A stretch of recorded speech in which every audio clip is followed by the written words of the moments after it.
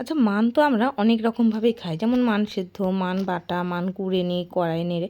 কিন্তু এইভাবে কি কোনো দিন খেয়ে দেখেছেন? যদি না খেয়ে থাকেন তাহলে দেখে নিন। আমি এখানে আলু আর মানকে ডুমো ডুমো করে কেটে ভালোভাবে ধুয়ে নিয়েছি। এদিকে কড়াইয়ে তেল গরম করে 4টে বড়িকে ভেজে তুলে রেখেছি। তারপরে সেই তেলের মধ্যে গোটা জিরে আর 4টে কাঁচা লঙ্কা ফোড়ন দিয়ে আলুগুলোকে দিয়ে খুব ভালোভাবে নাড়াচাড়া করে একটু লাল করে ভেজে নিয়েছিলাম। আলুটা ভেজে নেওয়ার পর তার মধ্যে দিয়ে দিলাম কেটে রাখা মানগুলো।